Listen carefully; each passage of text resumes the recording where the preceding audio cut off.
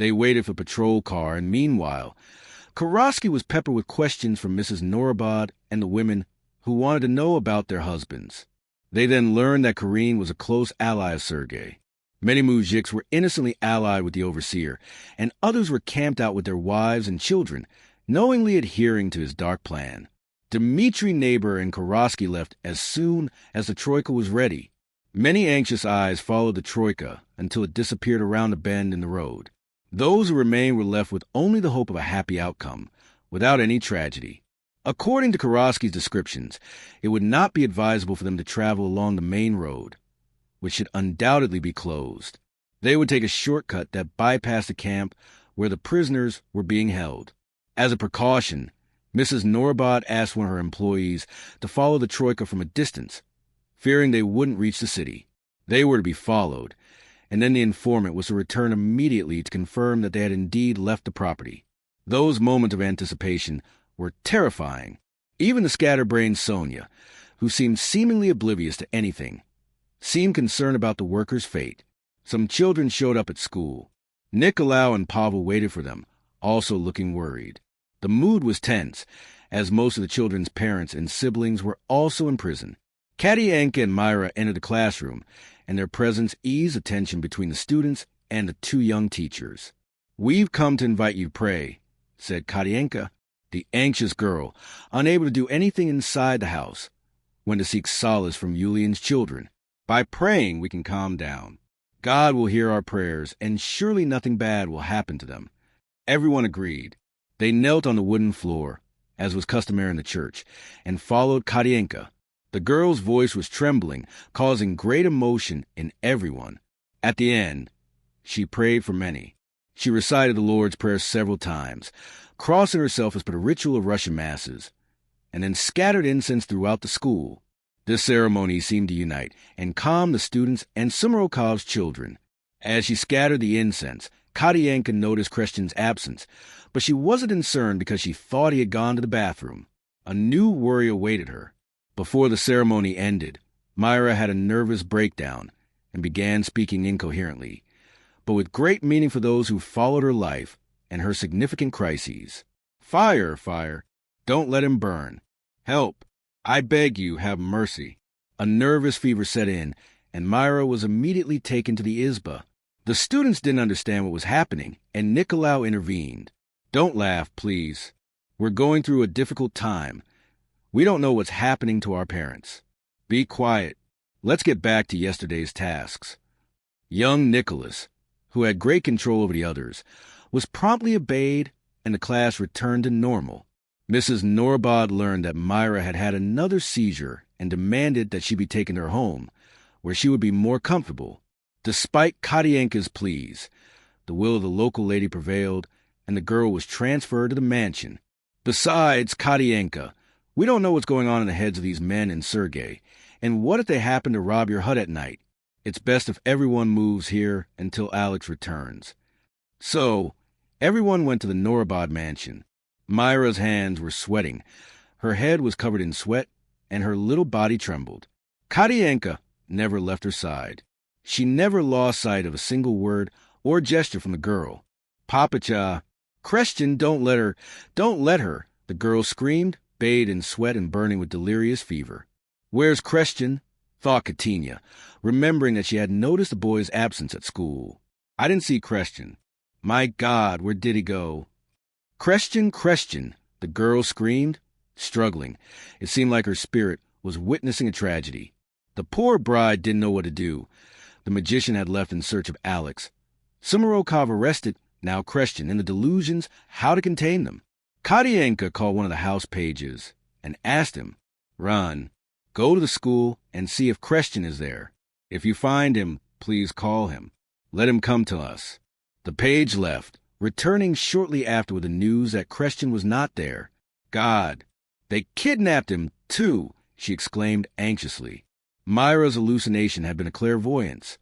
Her brother might be in danger. Katienka was now completely lost.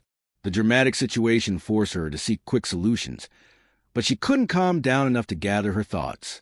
He wiped Mayra's forehead with a damp cloth and paid attention to her cries. Perhaps the girl would add something important. Do you see Christian? Yes, I see. To the girl's questions, the young woman responded naturally, keeping her eyes closed as if in a mediumistic trance. The way she asked her questions calmed her, because Katienko was speaking directly to the spirit who was taking control of her. Feeling identified, the spirit became docile, speaking calmly, because someone had been there. Finally perceived, it received the importance and attention it deserved. Katienko saw, clearly, the entity standing next to Mayra, and the girl's face became serene. "Thank you, my God. You have heard my prayers," she thanked out loud, while a voice intuited her. "Talk to this entity, as if you were talking to someone very dear to you and to whom you should clarify." Obediently, the girl began to ask questions, intuited by that generous voice that also seemed to calm her mind. "Who are you?" "Sasha," replied the spirit, through Mayra. "Sasha?" "Yes, Norobod's daughter." "Didn't you die?" "Dying is too heavy a word for us, and it means the end.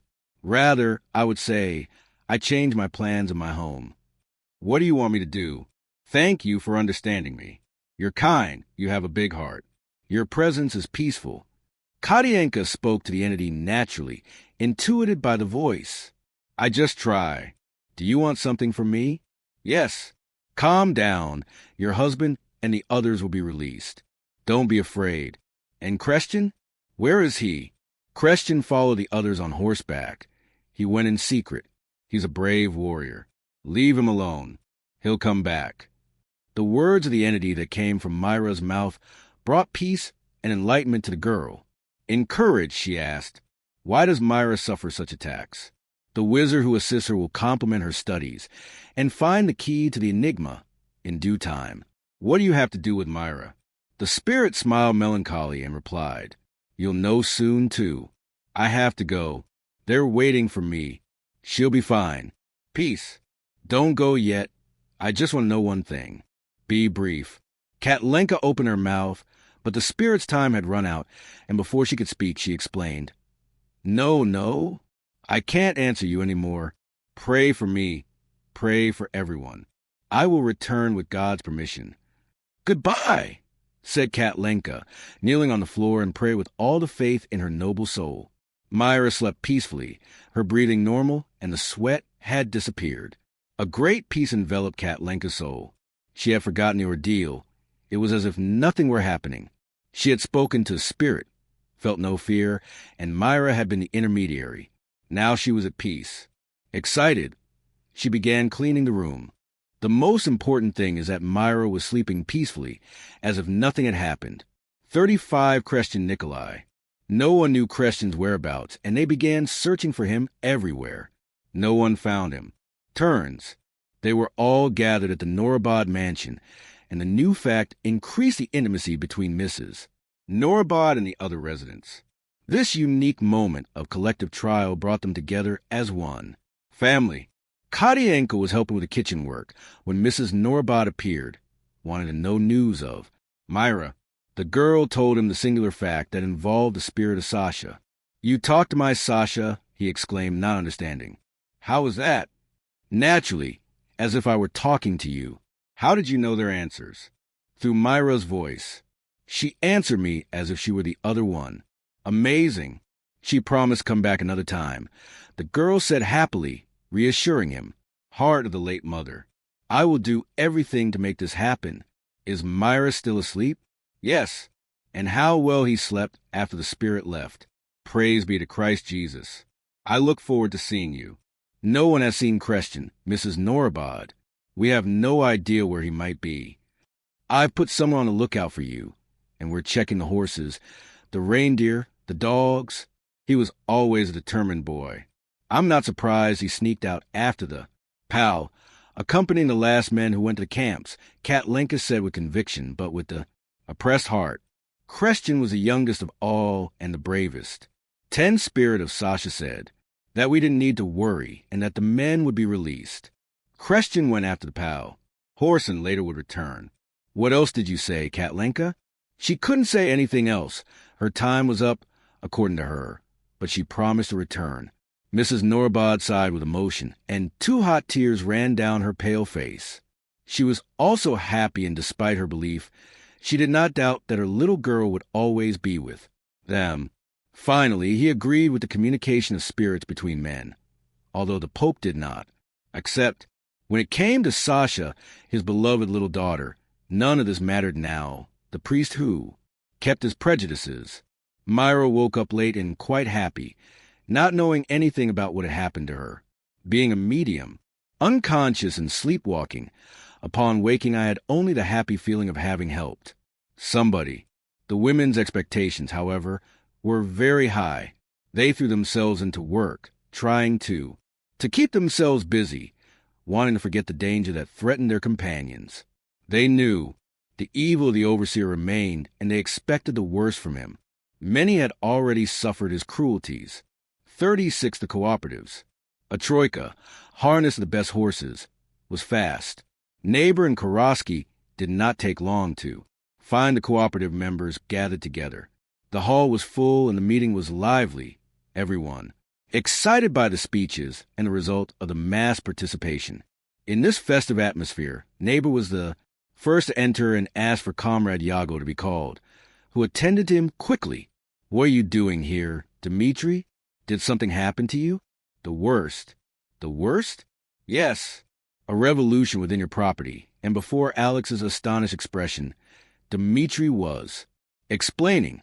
"Many employees have disappeared, and here's Koroski, the newly hired one who discovered Sergei's plot."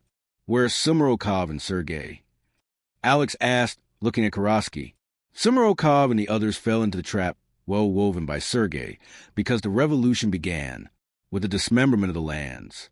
Sergei and his men overpowered them and imprisoned them in a makeshift camp. "You need to go back, Alex, and help them." "Shut up. Don't reveal it to me," he whispered. "Sorry, Yago," Koroski explained. "I forgot, even though Neighbor warned me." Fortunately, no one there had noticed. "How did you know about all this? How did you get away with it?" Yago wanted to know, while Koroski was reporting details of the situation. Far away in a corner of the room, the attention of everyone was focused on Kosla, who was delivering an impassioned speech. Yago noticed the attention of the Mudjuks, but he needed to inform him of his absence. "Wait here. I need to warn you." So saying, Yago walked away and waved to Kosla. Moments later, Kosla came down from the stage to meet him, handing over control of the meeting to Semlin. "What's going on, Comrade Yago?" one asked, approaching. "An insurrection in lands not too distant." "I must leave. These are friends involved," said Alex, hiding his true identity from her. "Will you need men to help you, Comrade Yago?" "Yes, I will, Kosla. The meeting has never been so brilliant, and with so many supporters, I believe in the complete success of our plan. It's already worked, Comrade Yago. Where exactly is this land being taken?" "At the Norobod farm," Alex replied, as if the matter had nothing to do with him. "What? At the Norobod farm? I knew this would happen sooner or later. Give me a break." Such news. Alex didn't argue, and Kosti asked him, "Who will go?" "I will," Alex replied promptly. "What?"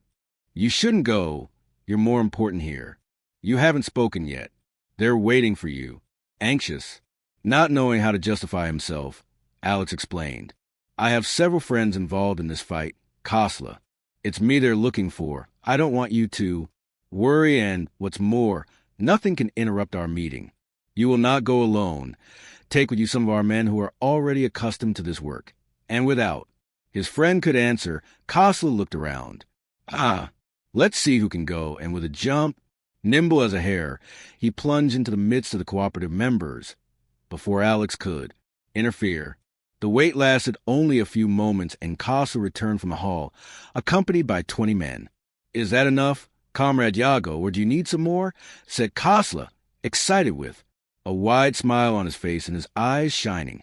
Introducing him to the men, Alex looked meaningfully at Koroski, who intervened, grateful for the help. "I think that's enough, because once the prisoners are released, we will become the majority, because we won't.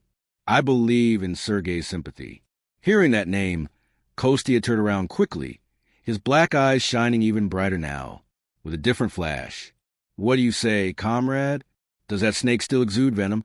the young man asked in a loud, clear voice. The others looked at each other curiously. "Yes, that snake still exudes venom," replied Yago, understanding his comrade's question, and to whom he was referring. "Comrades, I'll be back in a moment," Kostia said, leaving. That's how he was.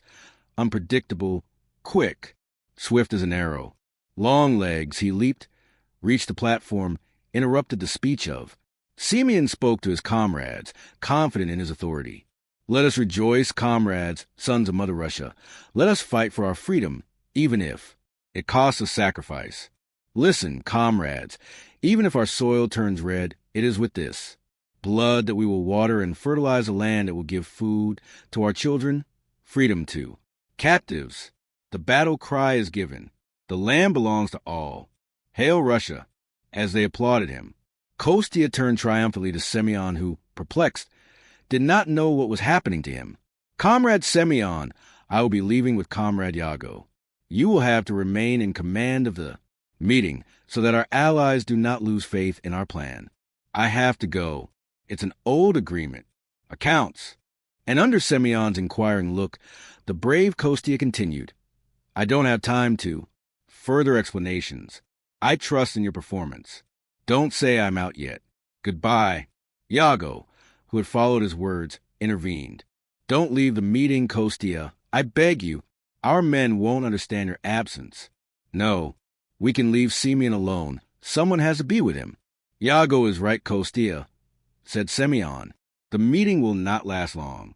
And I need you to be here so we can work out the details of the next meeting. And precisely after the speeches that the best chances of bringing together ideals arise. It is when they are born. The most interested parties and new leaders appear." Somewhat annoyed, but agreeing with his friends, Kostia gave in. "Okay, I will comply with your request, Simeon, but as soon as the meeting is over, I will follow you. Pursuit Yago. Arrest the wretch. Do nothing until I arrive.